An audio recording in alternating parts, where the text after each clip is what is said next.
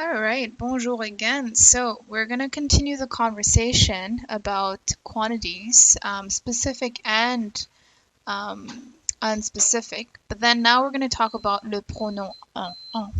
So le pronom en, just like le pronom I, replaces something. And in this particular scenario, we will be replacing quantities. So remember that pronom I replaces places, pronom en replaces quantities. So before we get to that pronom, let's talk about les quantités indéterminées. So quantities that you cannot count, like we've just seen with the last video. So when you're speaking about quantities that are not specific and quantities that are specific, you have to be careful with the use of de and what follows. For instance, last time I said, I want some beer, right? So you cannot count beer, but you can count bottles of beer. So if you want to say beer just say I want some beer, feel free to use de la, which is a partitif, like we've seen last time. So, like I said, it is I want some beer. I'm not specifying if I want a glass, a bottle, or a case. You just want some beer. And here I'm using de la because it is feminine. Bière is feminine. So, now if I want to specify the quantity, right? What you're going to do now is you're going to put the amount of how many cans you want in that particular scenario, followed by de, and then followed by whatever you want, right? So notice here that I'm not saying je veux 2 canettes de la bière or je veux 2 bouteilles de l'eau. I'm just saying de or the apostrophe if you have a vowel in front of it, right? So you can go from being unspecific to being very specific, right? Again, these are called les quantités spécifiques. So let's go through the examples that I have here again. You've probably already seen this in class. Je veux 2 canettes de bière. I want 2 cans of beer, right? No la. Je veux 2 bouteilles d'eau. I want 2 bottles of water. Again, it's not de l'eau. It's just simply de, but because you have a vowel, you have the apostrophe. Je veux un pot de caramel. I want a jar of caramel. Again, un pot, it makes it specific. If I wanted to be unspecific and just say, I want some caramel, I would say, je veux du caramel, right? But now I want to be very specific, so I say, I want a jar of caramel. Je veux une boîte de chocolat. I want a box of chocolate. Notice here as well that I'm keeping the plural, right? Because if I wanted to say I just want chocolate, I wanted chocolate, for instance, some chocolate, you would say je veux des chocolats, right? But because I want something more specific, I don't use des, I use de, because you have an amount in front of you there, but you keep whatever is left behind. So if it's plural, you use it as plural. Now, the famous le pronom en. Le pronom en, like I mentioned, it replaces an expression of quantity. So if you have something like un peu de, beaucoup de, trop de, certain, plusieurs, a liter of, a kilo of, etc., you can use, again, if you've been talking about un kilo de pommes de terre for the beginning of your discourse to the end and you want to stop being so repetitive, feel free to use en, and that's exactly what it replaces. For instance, in that particular scenario, let me find my pen again. All right, perfect. Vous prenez combien de sachets de sucre dans votre café? So how many bags of sugar do you take in your coffee, right? You're not going to reply as I take this many or one bag of sugar in my coffee. If you don't want to be repeating that, feel free to say j'en prends un. I take one, right? Because your server will already know that when you say that, you're implying that you only take one bag of sugar. Okay, so what is en replacing here? Sachet de sucre, right? A bag of sugar. Okay. Il reste encore un peu de lait dans le frigo. So, is there still some milk left in the fridge? Non, il n'y en a plus. no, there isn't anymore. So again, the en replaces the un peu de les. Okay, so moving on here, and we'll talk a bit more later on how to or where do you usually place your en, or how does it look like if you're using a negative. So going back to what it replaces article indéfini. So you have the un, une et des. Article partitif. So when you're speaking about things that you don't necessarily count. So you have the du, de la, and des, and of course your quantity. So beaucoup, un peu, etc. Notice that I don't have article indéfini here. Okay, they don't replace those. That one, if you want to not keep repeating this particular one, you'll have to wait till 201 to know about that. So, where do you place le pronom en? Like anything that you're using to not repeat yourself, they're placed before the verb, the conjugated verb, except for l'impératif. So l'impératif, remember that the sentence always starts with your verb. Okay, so because l'impératif is so set on that, your pronom en will have to follow it. Okay, let's take a look at this example. Vous avez des chats? Oui, j'en ai. Yes, I have some. I have some cats, right? So it's placed before your verb. So if I were to write this, oui, j'ai des chats. But I don't want to be repeating my cats again. So I say oui, take away this cat, and then j'en ai, because the en replaces the chat. Now, if you want to be even more specific and you want to say, yes, I have 3, right?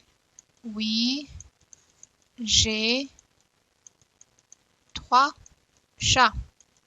Okay, but you don't want to repeat cats, so you take away your cat, right? Oui, j'en ai goes before the verb 3. Okay, if I don't mention the 3, then it goes to being very unspecific again. So that's why when you have like a number, always put it after so that it makes it clear what you're talking about. Okay. If I want to say ayez de la patience, right? So this is l'impératif because I'm saying have some patience, right? I'm giving you a suggestion, I'm giving you an advice. So again, it starts with your verb, and then if I don't want to be repeating de la patience, you can just use en again. Okay. All right. So like I've already mentioned this, again, this might be a repetition of what I've already mentioned, but you can use this as a replacement for an article indéfini. Est-ce que vous avez un stylo? Do you have a pen? Yes, I have one, right? The en is replacing pen. Yes, I have one.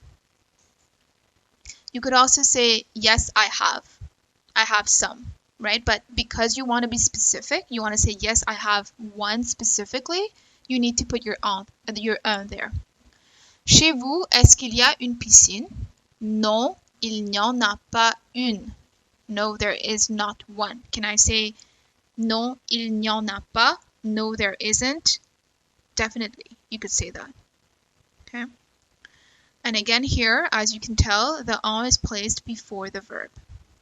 In the case of you have e, right, the e here is replacing chez vous, it will be placed before your en. If you want to replace an article partitif, so something that you cannot count. So in these two particular scenarios, the pen and the piscine, you can count them, right? In that particular scenario, when you're using partitif, you cannot count them, right? You have du, de la, de, l'apostrophe et des. Okay. Vous voulez encore de la pizza? Do you still want some pizza? right? And remember with pizza, you say want some pizza, but you can say slices of pizza to be very specific. So you would say non merci, je n'en veux plus, right? The en replaces pizza, found before the verb, and you'll see this in a bit when we go over negative. The ne comes before the en, followed by your verb, followed by your negation. Il y a du gâteau ou il y a du chocolat dans ce gâteau. Is there some chocolate in this cake? Oui, il y en a un peu. Yeah, there is quite a bit. There is what quite a bit? Some chocolate. Okay, and again, the e goes before the en that you're replacing, and the en goes before your verb. And feel free to add the quantity that you want it to have, right? Because you don't want to just say, yeah, there is some chocolate, but you want to say, yeah, there is quite a bit of chocolate. So that gives you the precision aspect. All right. So affirmative, just going over what we've just talked about, the en is placed before the verb, right? So you have il veut de la soupe, il en veut. I'm taking away the en, the de la soupe, I'm placing that right before the verb. The exception is l'impératif, prends de la soupe, prends-en, right? Notice here that the en is placed after the verb with your hyphen. Same ordeal with le pronom I. If you have two verbs, if you have a conjugated verb followed by an infinitive, the en goes right in the middle. Alex peut prendre des gâteaux. Don't want to be repeating the des gâteaux. Bien sûr, il peut en prendre. So does Alex want to take some cake? Yeah, he can take some. Okay, so that goes in between. Vous devez acheter des timbres. Oui, je dois en acheter 10. Right? So I'm not just saying, before I mention this, notice that here, devoir is conjugated, so it goes in between the conjugated and the infinitive. Okay? Vous devez acheter des timbres. So do you need to buy some stamps? So timbre en français, c'est stamps. Oui, je dois en acheter 10. Yes, I have to buy 10. If I just said yes, je dois en acheter, it would just mean, yeah, I have to buy some. But if I say je dois en acheter 10, it would be I have to buy 10 specifically. When you have passé composé, remember that with passé composé, they're very specific. They don't like to be separated, unless if you have négation, right? It is just placed in front of the passé composé. Paul a acheté du fromage. Oui, il en a acheté. Okay. If I were to place this as the negative, it would be il, pay attention to this, il n'en a pas acheté. Okay. If I were to go back here, if I wanted to change this, just a little review, into passé composé, il n'a pas acheté. Okay, so the ne comes right in front of the auxiliary, followed by the pas, and then the partie passée comes after. But if you have a pronom, right, that you're replacing some quantity with, the pronom will follow the ne, followed by the auxiliary, followed by your pas, and il n'en a pas acheté. Okay. So I just mentioned this right now. So you have your subject, followed by your first part of the negation, followed by whatever you're replacing, and followed by your verb. And this specifically is your auxiliary, followed by pas, and followed by content. Not auxiliary, this is actually just your verb. This is not passé composé. Votre femme est contente de sa voiture. You don't want to be seeing this again. Non, elle, votre femme, non, so the ne, n'est pas contente. Okay. Elle n'est pas contente. Okay, so this is pretty vague. You're just saying she's not happy, but about what? Right? So you have to insert your "en" there because now we know that she's not happy about her car.